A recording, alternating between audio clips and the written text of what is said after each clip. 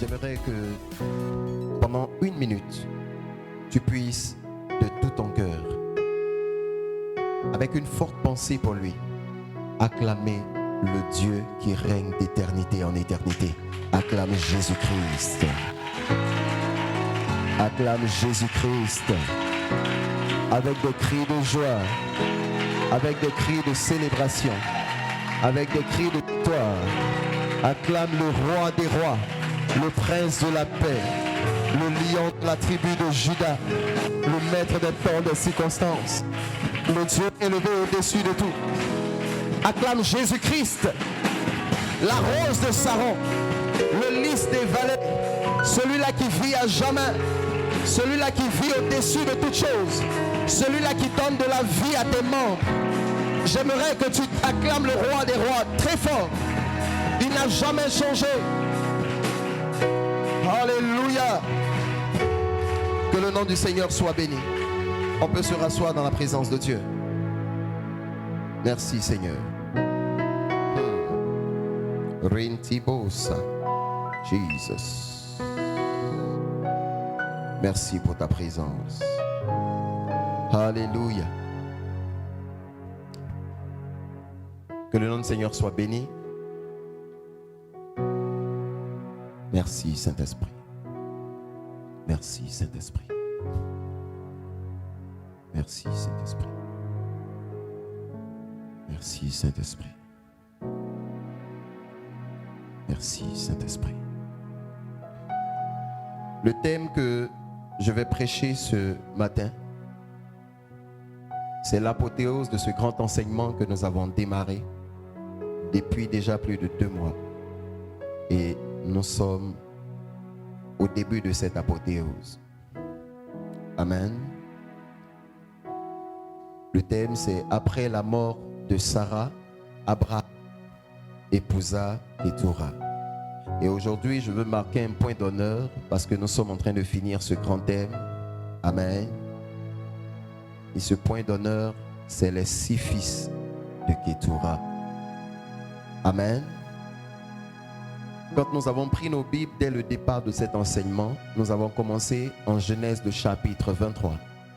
Là où celle qui avait été la femme d'Abraham, celle qui avait été sa force, là où il tirait sa puissance, là où il tirait son énergie, celle qui avait été sa femme de jeunesse, celle qui l'a encouragé dans les moments, dans les bons comme dans les mauvais moments, celle qui a été son équilibre pendant près de 105 ans, celle qui l'a soutenu, celle qui est restée avec lui quand bien même qu'il n'avait pas d'enfant, celle qui s'est engagée à être à ses côtés sans l'abandonner malgré les difficultés, celle qui était sa force. Sarah en elle-même, le nom Sarah veut dire noble, noble, richesse, celle qui a été sa force, celle qui a été son appui, celle qui a en lui, celle qui a cru en lui quand il n'était rien, celle qui ne l'a pas abandonné, celle qui est restée auprès de lui quand bien même qu'il n'était pas encore riche, quand bien même qu'il n'était pas encore appelé le père de la foi,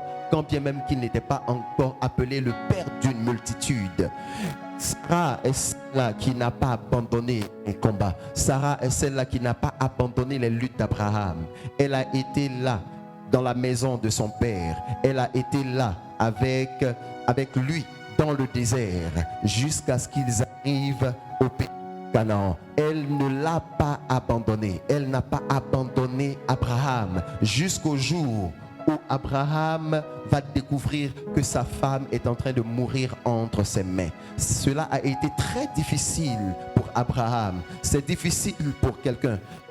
Voir ce à quoi il a été longtemps attaché, le quitter, l'abandonner. C'est difficile pour une personne avec laquelle tu es resté pendant longtemps, te quitter. C'est normal, ça fait très mal, ça fait très mal. Donc on peut imaginer celle qui a été sa femme, celle qui a été son appui est morte. Et la Bible nous dit que Abraham, très tôt, cherchait à acheter une parcelle de terre, enterrer Sarah. L'une des choses que j'ai enseigné, j'ai emmené le peuple de Dieu à comprendre, c'est que quand une personne meurt, il faut l'enterrer. Enterrer, c'est enlever de devant la vue. C'est passer à un autre niveau, c'est passer à une autre étape. c'est mettre en terre, c'est enlever de devant ses yeux. Alors, c'est accepter d'oublier, c'est accepter de passer à autre chose. Et j'ai signalé que la Bible dit que Abraham a pleuré. Quand tu perds quelqu'un qui te coûte cher, quand tu perds quelque chose auquel tu as été longtemps attaché, c'est normal, pleure. La Bible même dit que Jésus-Christ a pleuré. Les pleurs sont des moments, des situations importantes pour la vie de l'être humain. Quand tu es resté longtemps attaché à quelque chose, c'est normal pour toi de pleurer lorsque tu perds cette chose. Amen, amen. Pleurer te libère.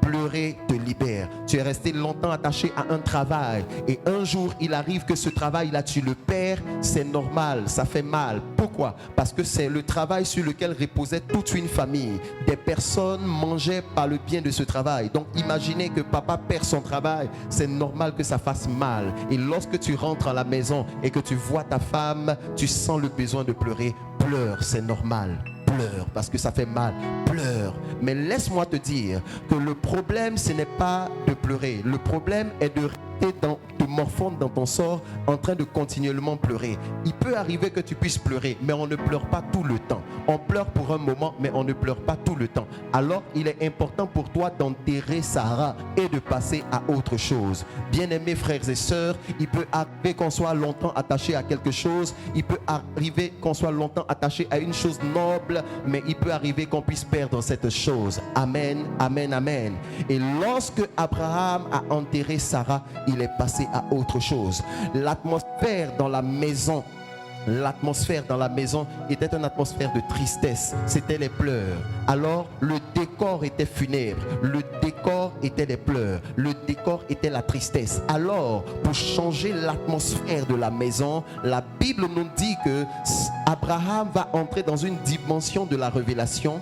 Et qu'est-ce qu'il va se passer? Il va favoriser le mariage d'Isaac. En Israël, quand on parle de mariage, c'est une festivité qui dure plusieurs jours. À l'époque de Jésus, ça pouvait durer soit 15 jours. Alors, quand on parle de mariage, on parle de joie. Alors, il fallait que le décor de tristesse dans la maison puisse dégager. Quand vous êtes un enfant de Dieu dans un endroit, il peut arriver que pour une circonstance, parce que vous avez perdu quelqu'un, il peut arriver qu'il y ait la tristesse. Mais ne permettez pas que le de la tristesse soit votre portion pendant plusieurs temps. Je déclare dans le nom de Jésus que vous ayez la révélation pour dégager dans votre maison et dans tout lieu où vous êtes toute atmosphère de tristesse dans le nom puissant de Jésus de Nazareth. Que la joie soit votre partage, que la paix soit votre partage, que l'enthousiasme soit votre partage au nom puissant de Jésus-Christ de Nazareth. Je relâche et j'enlève le propre de la tristesse au-dessus de ta tête au nom puissant de Jésus-Christ. Quelqu'un me dit Amen. Alors la Bible me dit que Abraham va se lever et il va emmener son fils Isaac à se marier. Et après le mariage d'Abraham, la Bible dit que Abraham lui-même va se lever en Genèse de chapitre 25 et va chercher une femme à l'épouser. La jeune fille qu'il va trouver s'appelle Ketura. Alléluia. Alléluia. Abraham va épouser Ketura. Je me suis posé la question de savoir comment est-ce qu'un vieillard de près de 140 ans peut s'attacher à une jeune fille dont l'âge est entre 30 et 35 ans.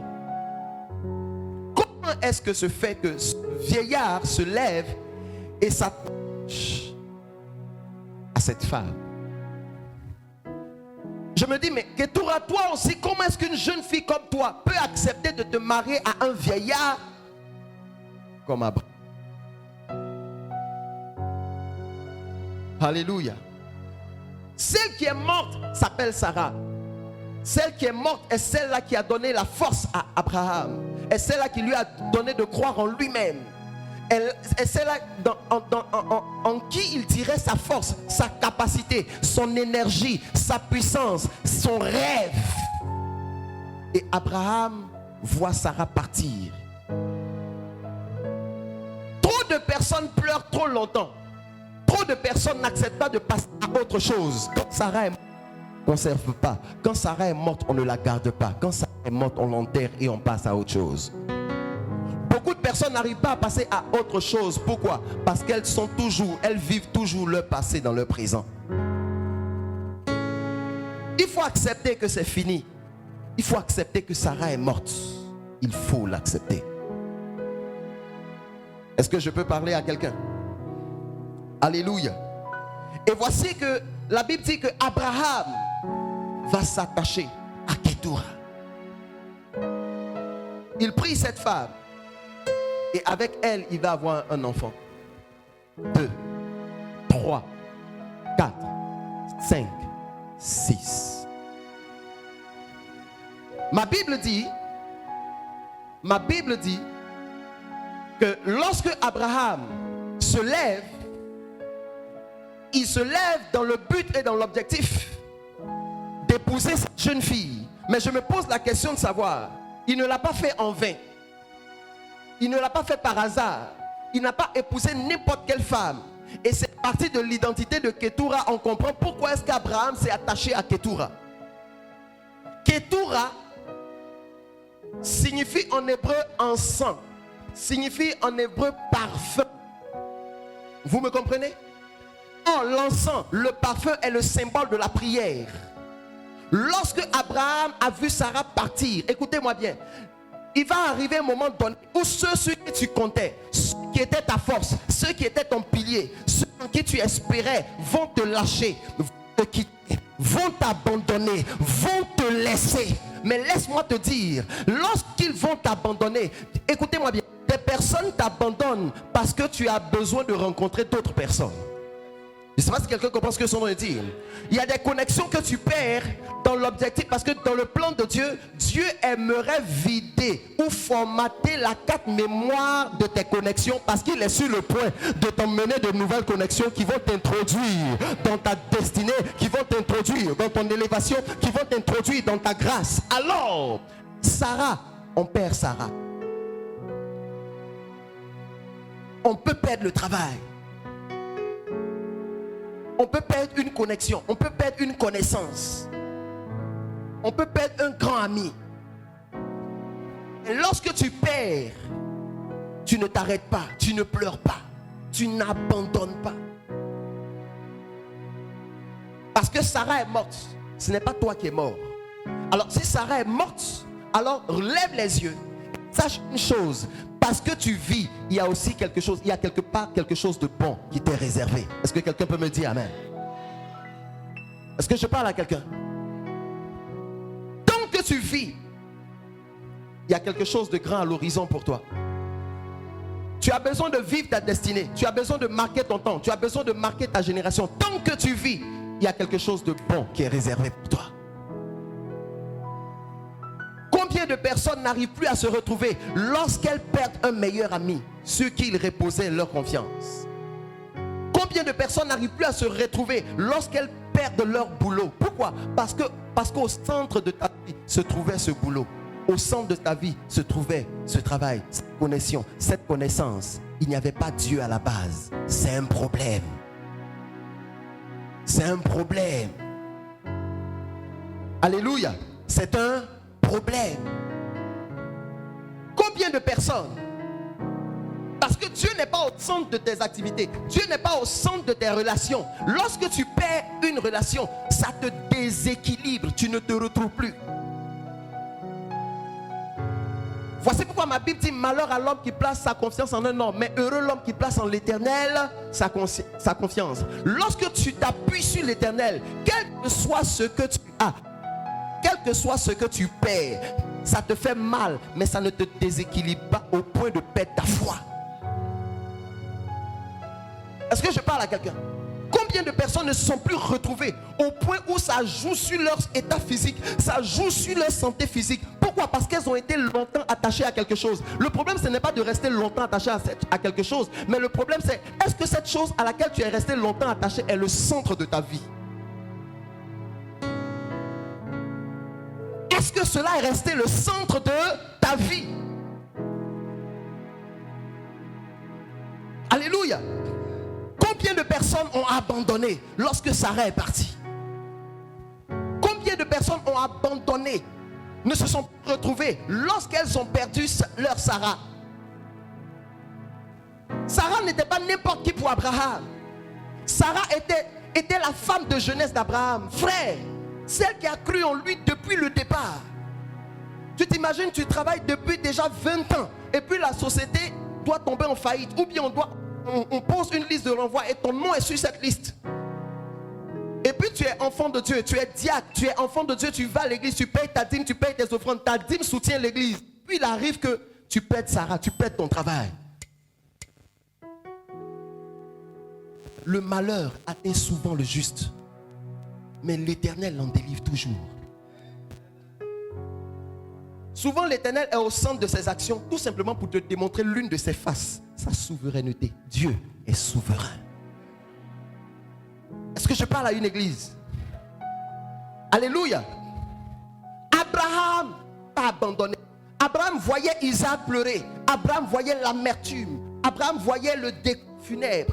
Abraham voyait la tristesse envahir la maison. Mais Abraham s'est levé et Abraham a réfléchi. Abraham est entré dans la pensée de Dieu. Et Abraham a trouvé qu'il fallait changer. Je déclare dans le nom de Jésus de Nazareth, tout ce qui fabrique, tout favorise la tristesse autour de vous est foudroyé au nom de Jésus de Nazareth. Vous recevez l'intelligence divine. Je dis vous recevez l'intelligence divine pour favoriser la joie, pour favoriser la paix autour de vous. Au nom de Jésus de Nazareth, je vous arrache de toute ambiance de pleurs, de toute ambiance de deuil, dans le nom suprême de Jésus de Nazareth. Toute votre vie, vous n'êtes pas condamné à pleurer, vous êtes condamné à vivre la joie, à vivre la gloire dans le nom de Jésus de Nazareth. Même si Sarah est morte, je m'appelle Abraham.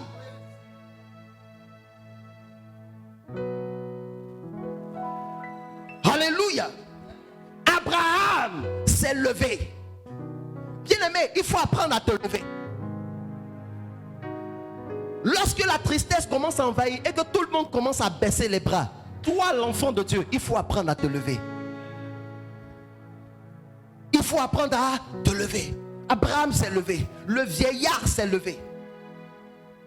Écoutez-moi bien. Du vivant d'Abraham, du vivant de Sarah, pardon.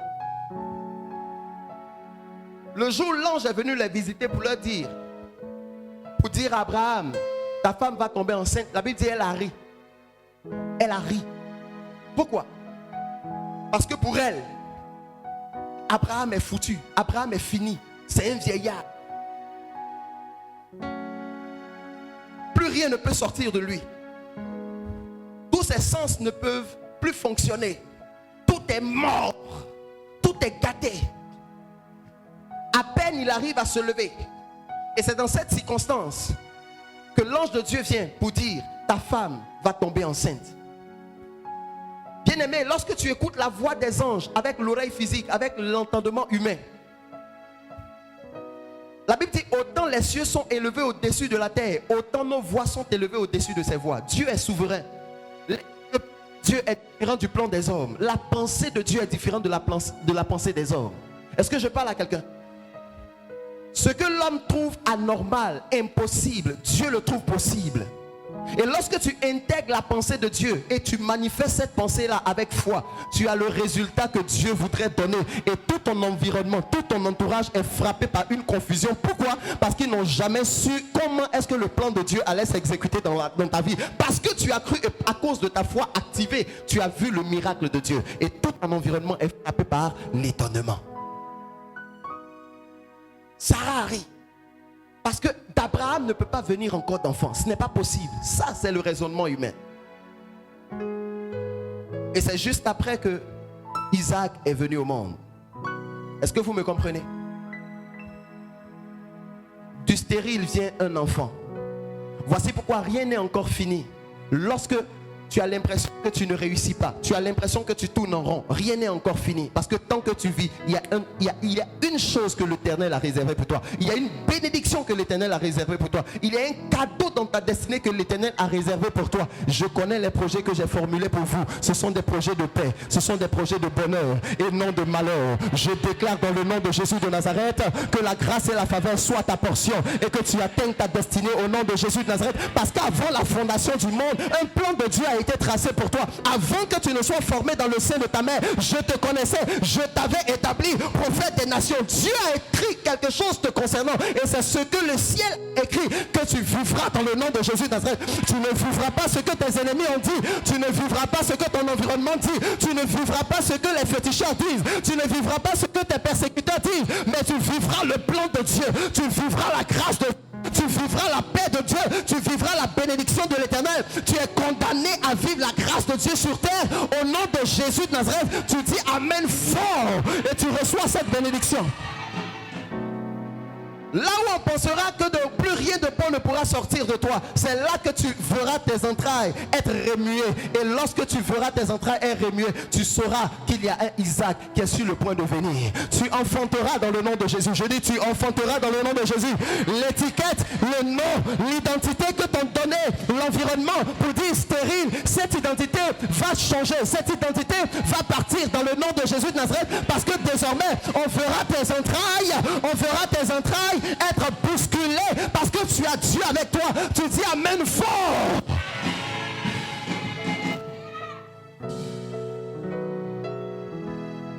Celui de qui plus rien de bon ne pouvait sortir est celui-là qui est en train de voir ses entrailles être remuées, parce qu'il y a un Isaac qui est sur le point de venir. Mais la révélation, je poursuis, c'est qu'en ce temps même, ça a étonné tout le monde. Là, ce n'était pas possible, mais malgré ça, Isaac est venu au monde. Et maintenant, à 140 ans, là même où c'est grave, là même où ce n'est plus possible, c'est là que le vieillard va s'attacher à Ketura. Genèse chapitre 25, à partir du verset 1er. Ma Bible me dit ceci. Abraham prit encore une femme nommée Ketura. Où les désirs du vieux sont venus, je ne sais pas. Voici pourquoi il n'y a pas d'âge pour réussir. Je ne sais pas si je peux parler à quelqu'un. Ne dis jamais dans ta mentalité que je suis déjà trop vieux pour faire telle chose. Je suis déjà trop âgé pour faire telle chose. Avec Dieu, il n'y a pas de terminus. Avec Dieu, il n'y a pas de limite. Je brise toutes les limites dans ton esprit au nom de Jésus. Toute limite qui peut t'empêcher de prospérer. Tu dis Amen fort dans le nom de Jésus. Toute limite qui peut t'empêcher de prospérer, qui peut t'empêcher d'avancer, qui peut détruire ta destinée, est brisée ce matin. Est brisée au nom de Jésus-Christ. Alléluia. Est-ce que quelqu'un comprend ce que je suis en train de dire? Ma Bible me dit que Caleb, à l'âge de 80 ans, a réclamé la montagne qui lui était due. Il n'y a pas d'âge. Ne te donne pas de limite au nom de Jésus. Tant que tu vis, tu peux encore le faire. Tant que tu vis, tu peux encore réaliser des exploits. Tant que tu vis, quelle que soit la force, ne me pose pas de questions, parce que la force, elle ne vient pas de toi. La Bible me dit que la force et la puissance appartiennent à l'Éternel. C'est Dieu qui fortifie. Je parle à quelqu'un. C'est l'Éternel qui fortifie. Tant que tu vas compter sur toi-même, c'est normal que tu n'aies plus de force. Mais lorsque tu puises ta force en l'Éternel, tu n'es pas confus. Est-ce que je parle à une église? Abraham s'est levé et Abraham s'est attaché à Ketura. C'est lorsque je définis le nom en hébreu de Ketura, je comprends pourquoi est-ce que Abraham s'est attaché à Ketura. Ketura veut dire encens, veut dire prière. Il s'est attaché à la prière. Après la mort de Sarah, il s'est attaché à la prière. Après la mort d'une chose qui t'est due, qui compte pour toi. Après la mort, la disparition d'un travail. Après un échec. Après une relation que tu viens de perdre. Difficile. Mais attache-toi à Ketura. C'est-à-dire, attache-toi à la prière. Attache-toi à la consécration. Lorsque Abraham s'est attaché à Ketura, lorsque Abraham s'est attaché à la prière, à la consécration, au jeûne, à l'attachement véritable à Dieu, ma Bible me dit qu'il a eu des enfants. qu'il a eu des enfants. Est-ce que je peux parler à quelqu'un? Il a eu des enfants. Écoutez ceci, écoutez-moi très bien. Ma Bible me dit que lorsque Abraham s'est attaché à Ketura, quelque chose s'est produit. Lorsque Abraham s'est attaché à Ketura, quelque chose s'est passé. Lorsque Abraham s'est attaché à Ketura, quelque chose s'est passé. J'aimerais vous rappeler que Abraham, quand il a, dans le mariage avec Sarah, ils n'ont eu qu'un seul enfant. Avant d'avoir cet enfant, ça a été très difficile. Mais ils ont eu un seul enfant. Mais ma Bible dit, avec Ketura, ils ont eu 6 enfants. Là où on se dit que le vieux ne peut plus rien faire, c'est là qu'ils ont 6 enfants. Est-ce que je parle à quelqu'un?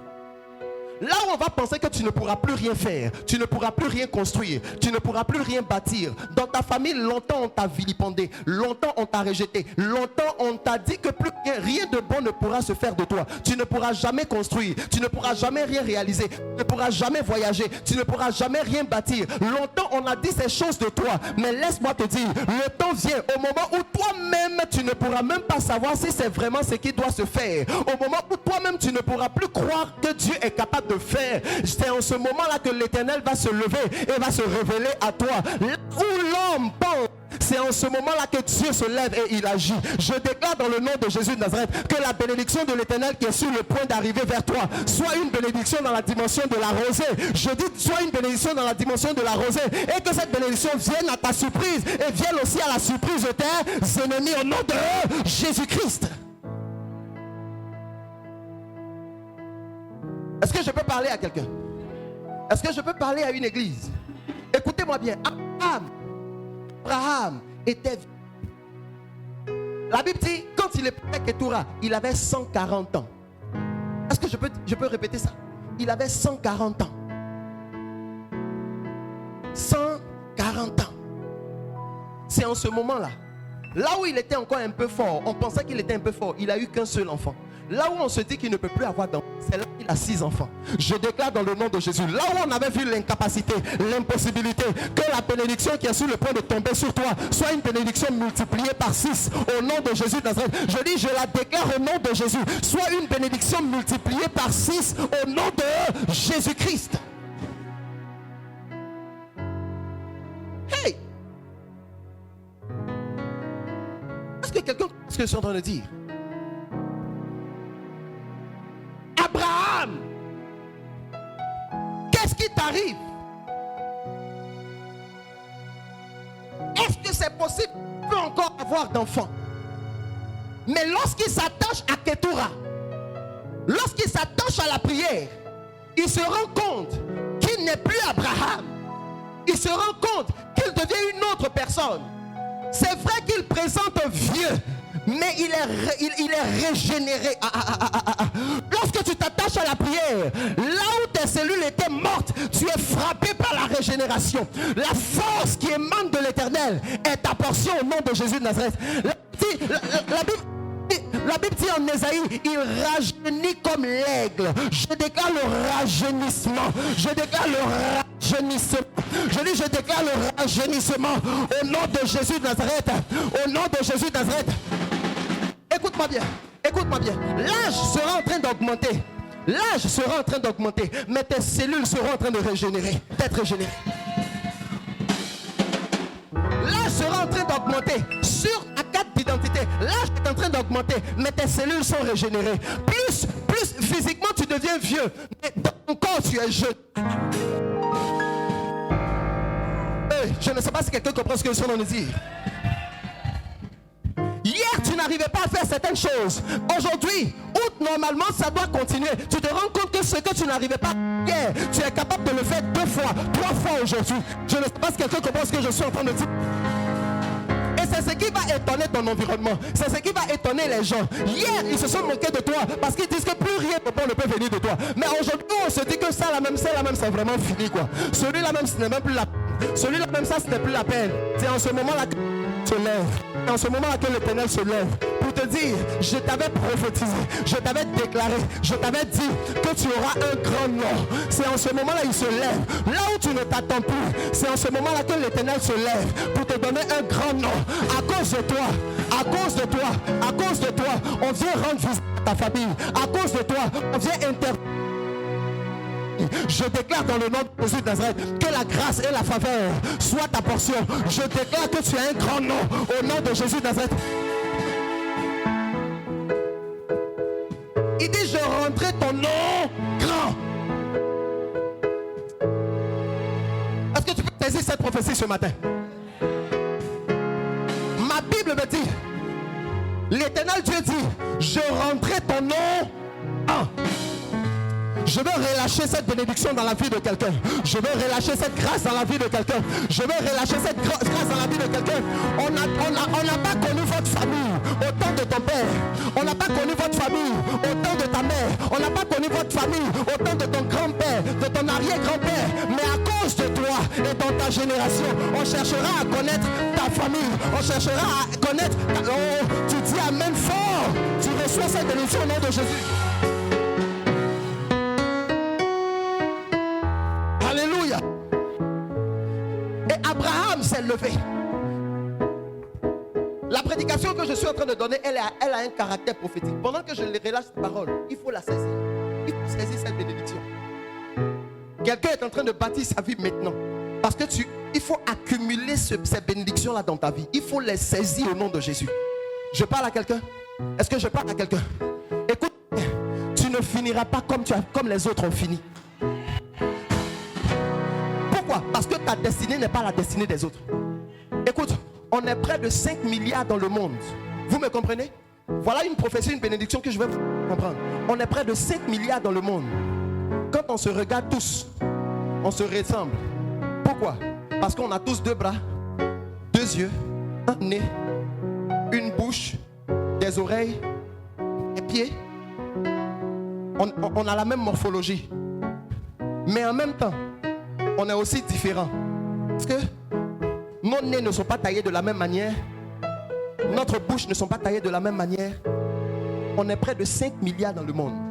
Et Dieu, my God, a dessiné chacun. Je ne sais pas si quelqu'un comprend ce que son nom dit. Il n'y a pas 2 mêmes empreintes digitales. Ce n'est pas possible. Je ne sais pas si quelqu'un comprend ce que son nom dit. Dieu a fait un dessin dans la main de chaque personne. Il n'y a pas de photocopie. Alors j'aimerais t'amener à comprendre. De la même manière, Dieu a pris son temps pour faire ce dessin. C'est de cette même manière il a dessiné ta destinée différente de celui qui est à côté de toi. Alors c'est un problème. Alors c'est un problème lorsque tu te mets à te comparer à quelqu'un. C'est un problème lorsque tu essaies de ressembler à quelqu'un. C'est un problème. Ne cherche pas à ressembler à quelqu'un. Cherche à ressembler à toi-même. Parce que en toi, il y a l'or. En toi, il y a l'argent. En toi, il y a le bauxite. En toi, il y a le... Une autre révélation. La Bible dit que l'homme a été fait à partir de poussière.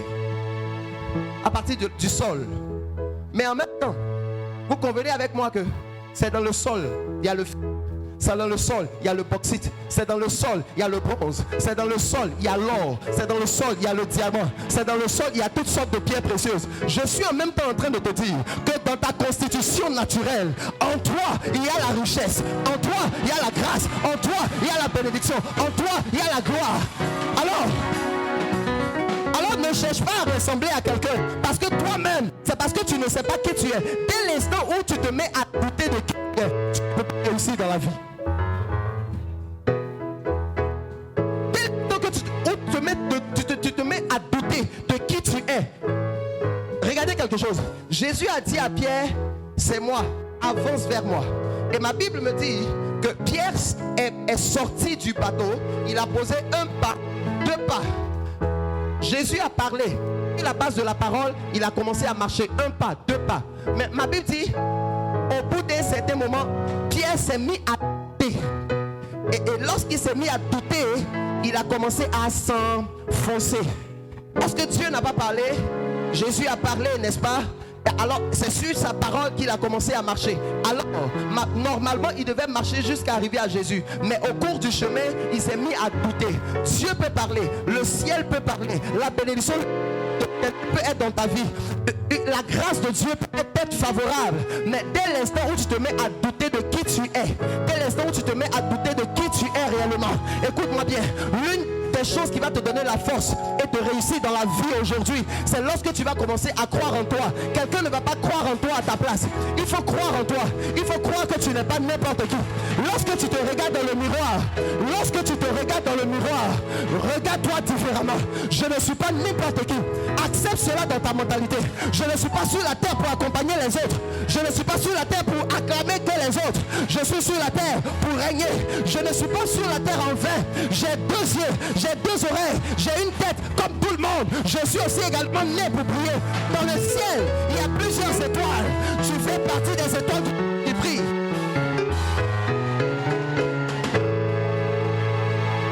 Écoute-moi bien.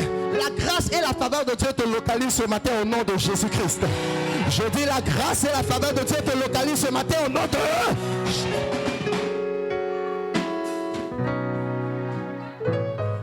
Là où on a pensé qu'Abraham était fini, là où on a pensé qu'Abraham était foutu, là où on a pensé qu'Abraham ne pouvait plus rien faire. Vous savez, aujourd'hui, dans nos jargons, tu vois, le vieux a duré avec la vieille. Quand la vieille s'en va net, on dit, ça là, le vieux va plus durer. C'est pas souvent ce qu'on dit. Ça là, de la manière est parti là, le vieux ne va plus durer. Ça là, commençons à s'apprêter. Ça c'est un langage païen. Ce n'est pas vrai. Même si la vie vient de partir, parce que le vieux vit, il est capable de faire des choses plus graves que lorsque même... Je ne sais pas si quelqu'un comprend ce que son nom veut dire. Je suis en train de quoi? Je suis en train de dire quoi? Même que tu viens de perdre quelque chose qui t'est cher, tu viens de perdre ton travail, écoute-moi bien, lorsque tu vas entrer et tu vas éprouver Ketura, tu risques d'avoir un travail qui te donner 6 fois le salaire du travail que tu as perdu. Je ne sais pas si quelqu'un comprend ce que je veux dire. La Bible dit qu'avec Sarah, il a eu qu'une seule femme. Mais avec Ketura, il a eu 6 enfants. Pardon, avec Sarah, il a eu qu'un seul enfant. Avec Ketura, il a eu 6 enfants. Je parle à quelqu'un? Est-ce que je parle à quelqu'un? Avec Sarah, il a eu qu'un seul enfant. Avec Ketura, il a eu 6 enfants. Je vais déclarer dans le nom de Jésus de Nazareth. Là où on pense que tu ne pouvais plus rien faire, c'est en ce moment-là que ta bénédiction est multipliée par 6. Au nom de Jésus de Nazareth. Vous savez, ce qui me plaît avec Dieu, c'est que lorsqu'il entre en scène, il va tout faire pour démontrer que c'est lui qui est l'auteur des bénédictions. Voici pourquoi la bénédiction qui émane de Dieu là, elle est tangible, elle surprend. Je ne sais pas si quelqu'un comprend ce que son nom dit. Quand Dieu décide de se lever dans la vie de quelqu'un et d'agir là, il va emmener cette personne même dans la vie de laquelle il agit là, à comprendre que ce n'est pas ses forces, ce n'est pas ses relations, ce n'est pas son intelligence, et que c'est lui. Donc, pour marquer la différence là, il fait de sorte à ce que cette bénédiction là, elle soit grave, elle soit insupportable pour les autres, mais insupportable pour toi. Je ne sais pas si quelqu'un comprend ce que son nom dit.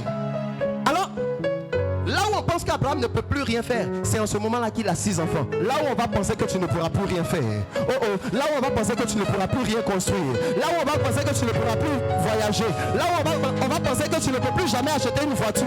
Là où on va se dire que tu ne peux plus jamais, même un terrain, même une brique, tu ne peux plus construire. C'est en ce moment-là que tu vas surprendre les gens. C'est en ce moment-là que la grâce de Dieu va te porter et tu vas surprendre ton environnement. Quelqu'un qui croit avec foi en cette parole, quelqu'un qui croit avec foi en cette parole, reçoit la bénédiction qui est rattachée à cette parole au nom de Jésus-Christ de Nazareth.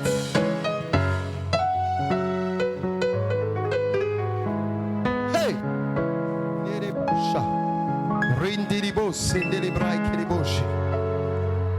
Écoutez-moi bien. Ton incapacité sera transformée en capacité. Je dis ton incapacité sera transformée en capacité. Là où tu dis, toi-même tu t'es dit tu ne peux pas, c'est en ce moment-là que tu vas commencer à pouvoir. Est-ce que de Nazareth peut venir quelque chose de bon?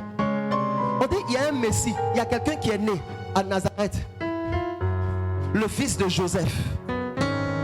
Et puis l'on se pose la question, est-ce que de Nazareth peut venir quelque chose de bon? Il y a des gens souvent avec qui tu marches et puis ils se demandent, ils se disent entre eux, est-ce que de lui là peut venir encore quelque chose de bon? Est-ce que de celle-là peut venir encore quelque chose? Est-ce que telle personne peut encore réussir telle chose? Ils sont en train de perdre leur temps. Je dis, ils sont en train de perdre leur temps. Parce que le temps de l'étonnement est en train d'arriver dans le nom de Jésus de Nazareth. Je dis, le temps de l'étonnement est en train d'arriver au nom de... Joseph s'est levé. Joseph s'est levé pour dire, je vois que ma gerbes est plus grande que vos gerbes. Ses frères l'ont récupéré. Ses frères l'ont pris. Ils l'ont mis dans le sol. Ils l'ont mis dans le sol. Écoutez-moi bien. Lorsqu'on met quelqu'un dans le sol, c'est enterrer la personne. On est d'accord? On est d'accord. Lorsqu'on veut un arbre, on prend la graine et on met cette graine-là. Où ça? Dans le sol. Ils n'ont même pas été un peu intelligents. Parce que dans le songe de Joseph, il voit une plante, il voit une gerbe. N'est-ce pas? Il voit une plante. Or, lorsqu'ils récupèrent Joseph pour mettre Joseph en terre, ils n'ont pas su faire le lien que lorsqu'ils mettaient Joseph en terre, ils étaient en train d'enterrer Joseph pour que Joseph pousse plus tard. Pour que Joseph devienne la grande plus tard. Je suis en train de dire à quelqu'un, tout ce que les gens te font aujourd'hui là, contribue à l'élévation que Dieu... Tout ce que les gens te disent aujourd'hui, contribue à ce que tu es appelé à devenir demain. Ne dis pas que les gens ne m'aiment pas. Ne dis pas que les gens sont en train de me faire du mal. Ne dis pas que les gens sont en train de me détruire. Ce qu'ils sont en train de faire est une graine ne peut pas s'enterrer elle-même. Une graine ne peut pas s'enterrer elle-même. On est d'accord? On est d'accord. Donc quelqu'un doit prendre la peine de creuser. Quelqu'un doit prendre la peine de mettre. Je parle à quelqu'un? Est-ce que je parle à quelqu'un? Joseph ne pouvait pas s'enterrer lui-même. Il avait besoin de ses frères pour l'enterrer. Tu ne peux pas devenir le géant de ta vie toi-même.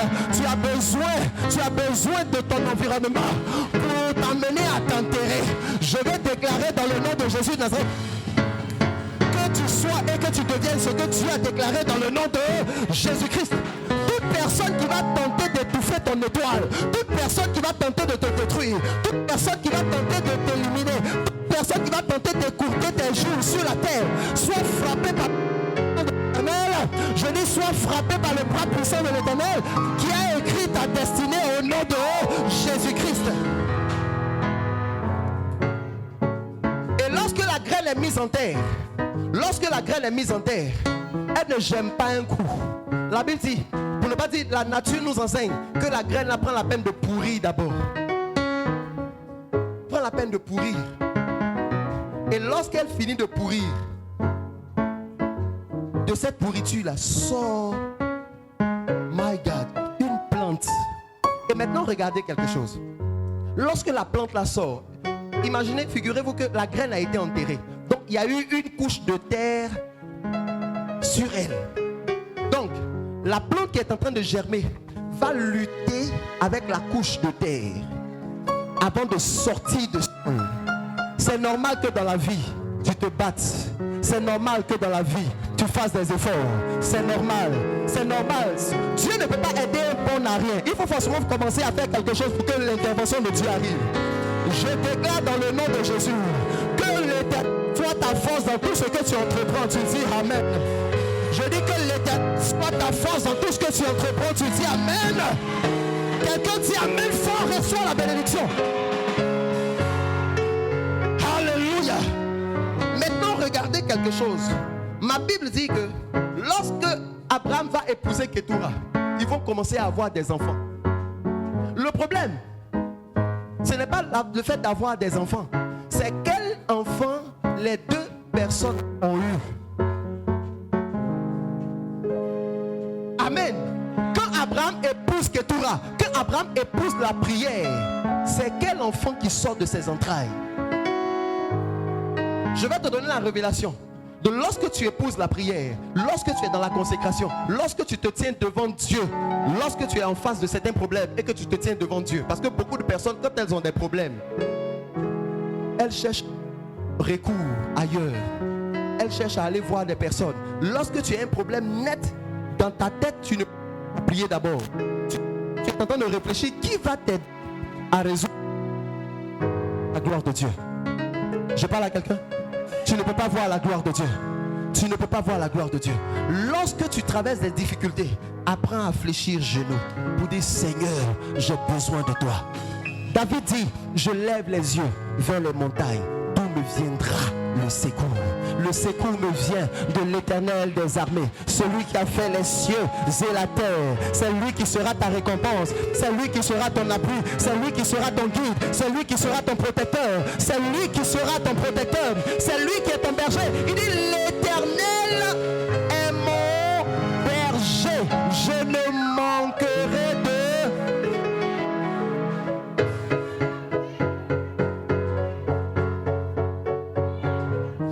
Est-ce que je peux parler?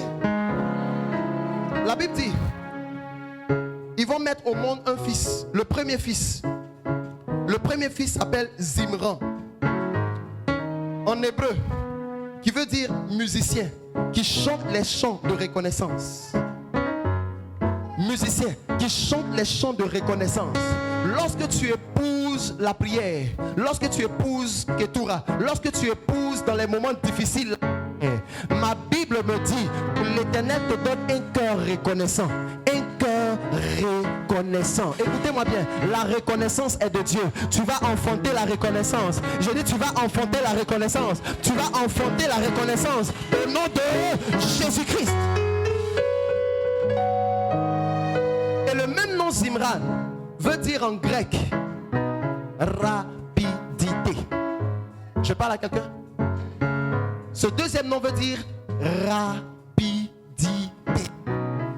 Lorsque tu enfantes, tu épouses Ketura, tu enfantes la rapidité. Tu commences à faire les choses beaucoup plus vite que ceux qui ont commencé les choses avant toi. Je ne sais pas si quelqu'un comprend ce que je suis en train de dire. Tu vas te rendre compte que dans la famille, des gens ont voyagé avant toi, des gens ont construit une maison avant toi, des gens ont fait des choses avant toi, les gens ont fait des choses avant toi, des gens ont fait des choses avant toi. Mais lorsque tu épouses Ketura, lorsque tu épouses la prière, tu enfantes la rapidité. Tu te rends compte, le temps tu vas te rendre compte, tu es au même niveau que celui qui avait commencé les choses avant toi depuis longtemps. Je dis, je le déclare dans le nom de Jésus sur ta vie et sur ta destinée. Cela a existé dans le monde. Là où les premiers deviennent derniers et là où les derniers deviennent le premier. Dans la famille, il y a des personnes qui se croient rois parce qu'elles ont le monopole financier. Elles ont le monopole. C'est par eux, on doit tout faire. Et puis toi, tu n'es pas considéré. Toi, tu es en arrière. Toi, tu es vilipendé. Mais le temps vient parce que tu fléchis genoux. Parce que le ciel te reconnaît. Parce que le ciel reconnaît ta voix. Les choses vont changer. C'est le temps où l'esclave monte sur le cheval et le prince tombe par terre. C'est là où il y a le changement de niveau. C'est là où il y a le changement de niveau. Le pouvoir va changer de main. Je le déclare dans le nom de Jésus. Je dis le pouvoir va changer de... Est-ce que je peux parler? Le deuxième enfant qu'ils vont mettre au monde, c'est Jokshan. Jokshan. Amen. Ce sont des noms hébreux. Jokshan veut dire celui qui touche les choses d'en haut. Celui qui touche les choses d'en haut, qui touche la gloire, qui touche la vision, qui touche l'orientation, qui touche la percée, qui touche la bénédiction. Celui qui touche les choses d'en haut. Lorsque tu vas épouser Ketura, tu vas toucher les choses d'en haut. Tu auras une visibilité des promesses de l'Éternel. Je dis, tu auras une visibilité des choses de l'Éternel. Je dis, tu auras... je ne sais pas ce que tu peux dire amen à ce que je suis en train de déclarer. Ta nature va commencer à toucher les choses qui viennent du ciel. Pas des choses qui viennent de la terre, mais les choses qui viennent du ciel. Mais pour que les choses viennent du ciel, cela est d'abord activé sur la terre. Si tu n'épouses pas Ketura, il ne peut pas avoir un retour au ciel pour que le ciel puisse t'enfanter. Jokshan. Est-ce que je parle à quelqu'un? Est-ce que je parle à quelqu'un? Quand il pleut, la pluie ne vient pas du ciel, la pluie vient de la terre. Je parle à quelqu'un? La science démontre que de la terre sort une vapeur qui monte d'abord. Et lorsque cette vapeur-là monte, elle favorise les nuages. Elle organise les nuages. Et il commence à pleuvoir sur la terre. Je parle à quelqu'un? Je parle à quelqu'un? tout ce qui doit descendre sur toi est provoqué par toi. Je ne sais pas si quelqu'un comprend ce que je suis en train de dire. Tout ce qui va descendre sur toi est provoqué par toi. Voici pourquoi fais attention à tout ce que tu poses comme action. Parce que c'est ce que tu sèmes, que tu...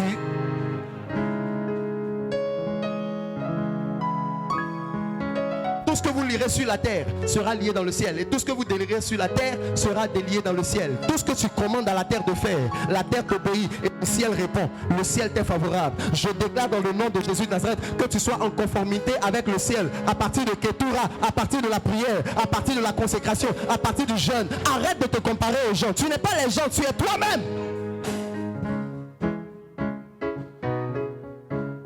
Le troisième enfant qu'ils vont mettre au monde, c'est Médan. Ce passage, on le trouve en Genèse, le chapitre 25, à partir du verset 2. Médan. Médan veut dire en hébreu, celui qui lutte et qui ne perd jamais. Celui qui lutte et qui ne perd jamais. Tu es appelé à gagner toutes les batailles de ta vie au nom de Jésus de Nazareth. Tu dis amen fort. Je dis tu es appelé à gagner toutes les batailles de ta vie au nom de Jésus-Christ. Souvent par moment, lors de la bataille, il peut arriver que ton adversaire te donne un coup et que ce coup-là te fasse tomber. Souvent vous avez déjà vu dans les films où on a l'impression que le brave est en train de mourir. Et puis arrivé à un moment donné, on voit il se relève. Je suis en train de dire à quelqu'un, le film de ta vie n'est pas encore fini. Là où tes ennemis seront en train de se réjouir pour dire on a fini avec lui, on a fini avec elle, c'est là que les choses vont commencer. Regardez, quand ça se passe comme ça là, même le bandit, le chef bandit se tourne et puis il est étonné. Avec tout ce que je lui ai fait là, comment il peut encore se relever? Dès l'instant où il commence à penser comme ça, il est en train d'être déjà vaincu. Parce qu'il n'arrive pas à comprendre d'où vient ta force. Je dis ta force émanera du Très-Haut. Ta force viendra de l'Éternel. Oh my God! Ta force viendra de l'Éternel. Ta force viendra du Très-Haut. Ta force viendra du Très-Haut. Les gens vont s'appuyer sur des fétiches. Des gens vont s'appuyer sur des gris-gris. Des gens vont s'appuyer sur des marabouts. Des gens vont s'appuyer sur des féticheurs. Les gens seront étonnés. Toi, tu ne vas nulle part. Mais où tu rentres et puis tu es meilleur. Où tu rentres et puis tu es toujours champion. Où tu rentres et puis tu es toujours premier. Tu seras victime de la bénédiction qui émane de l'Éternel. Au nom de Jésus de Nazareth, c'est ta force qui est l'Éternel. C'est ton secret qui est l'Éternel. C'est ton secret qui est l'Éternel.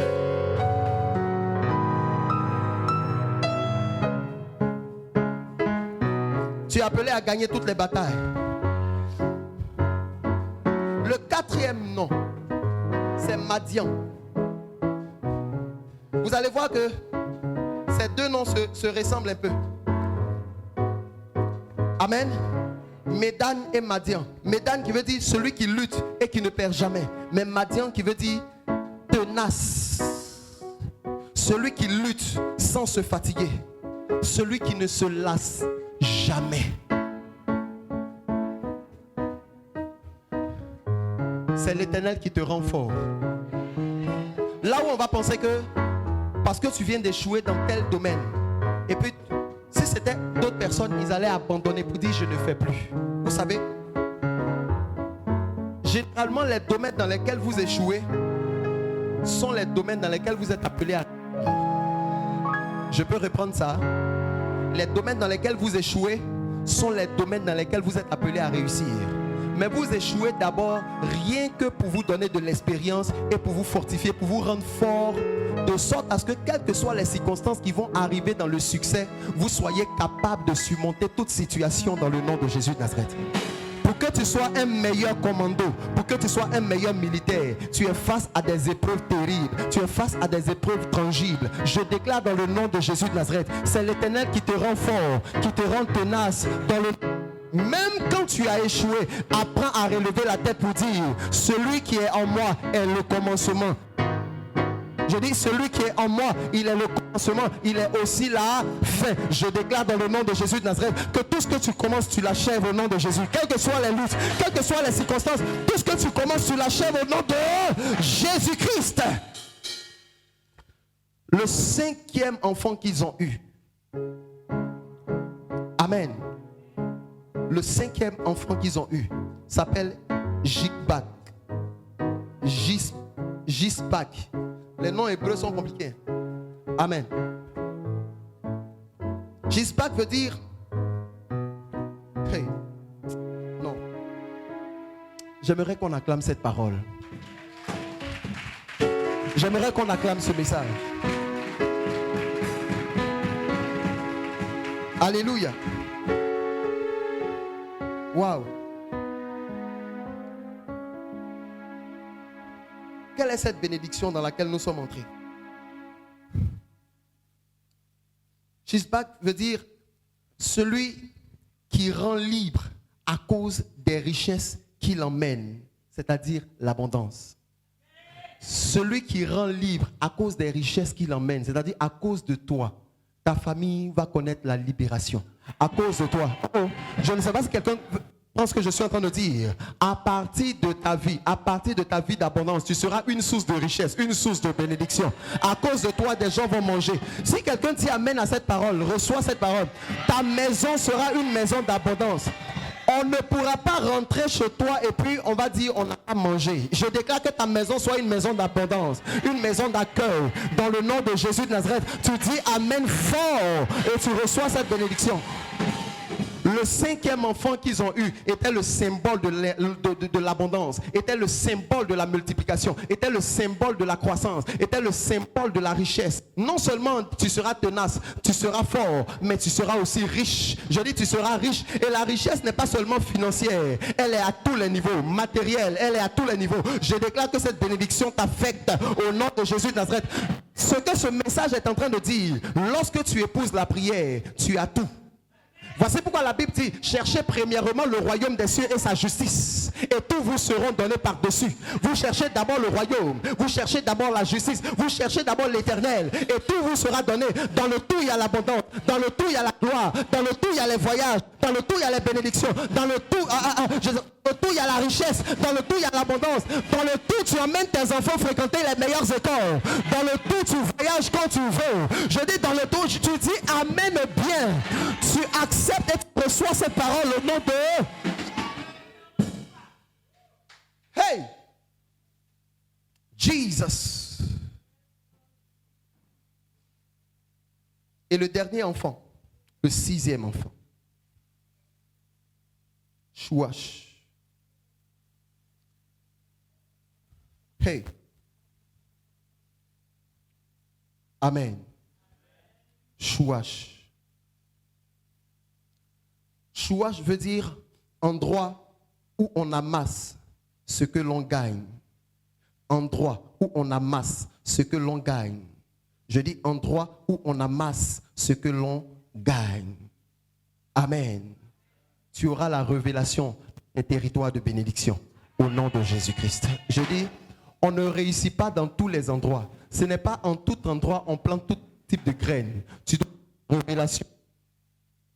Tu dois avoir la révélation de ton domaine d'activité. Tu dois avoir la révélation de ton territoire de faveur. Ce n'est pas partout on commence tout ce qu'on veut. Non, il y a un endroit précis où on commence quelque chose et puis ça marche. L'endroit où telle personne a commencé et puis ça marche, c'est pas dans le même endroit que toi tu vas venir commencer, ça va marcher. Je déclare que tu es la révélation de ton territoire de faveur, que tu es la révélation de ton territoire de bénédiction. Tu dis amen au nom de Jésus-Christ. Je dis, tu dis amen au nom de Jésus de Nazareth. Je dis, tu as la révélation de ton territoire de faveur au nom de Jésus. Beaucoup de personnes ne peuvent pas avancer parce qu'elles sont sur un territoire qui ne leur est pas favorable. Je déclare que dans le nom de Jésus, tu appartiens au territoire favorable, tu as la révélation de ce territoire au nom de Jésus-Christ. Ma Bible me dit qu'Abraham est mort rassasié de jour, est mort heureux.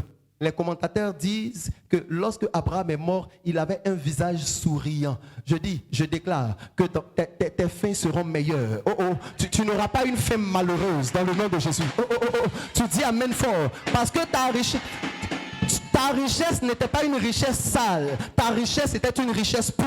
Et tu mourras heureux dans le nom de Jésus de Nazareth. Ta mort ne sera pas malheureuse. Tu dis amen fort. Ta fin ne sera pas une fin malheureuse. Tu ne vas pas finir mal. Oh oh, tu finiras bien, rassasié de jour. Tu vas vivre longtemps. Je dis, tu vas vivre longtemps. Ma Bible me dit que Abraham est mort très âgé. Dans ce passage, je veux puiser la longévité et je veux vous l'accorder au nom de Jésus de Nazareth. Je dis, je veux vous l'accorder au nom de Jésus. Il y a des gens qui vivent 100 ans, 110 ans, 115 ans, 120 ans. Ça existe. Alors si ça existe, cela peut être ta portion au nom de Jésus-Christ. Je dis, cela peut être ta portion au nom de Jésus-Christ. Au nom de Jésus-Christ, je veux relâcher la longévité sur vos vies et dans tout ce que vous entreprenez. Je dis dans vos vies et dans tout ce que vous entreprenez. La longévité, la bénédiction de la longévité ne demeure pas seulement que sur la vie d'un individu. Mais la longévité doit aussi affecter tes affaires, doit aussi affecter tes entreprises. Je déclare que même après ta mort, que tes entreprises deviennent des succursales internationales. Au nom de Jésus de Nazareth. Il y a des personnes, dès l'instant où elles partent de la terre, elles n'ont rien laissé. On ne peut pas voir quelqu'un et puis on va dire, c'est ce qu'il a fait, c'est ce qu'elle a fait. Je refuse que cela soit ton partage au nom de Jésus de Nazareth. Oh oh, qu'il y ait de tes mains qui parlera de toi après toi au nom de Jésus. Je dis qu'il y a une œuvre tu dis amen fort. C'est une bénédiction au nom de Jésus-Christ. Hey. Non, je sens le besoin de prier. On va se tenir debout. Sur la base de tout ce que tu as entendu, tu vas prier le Seigneur.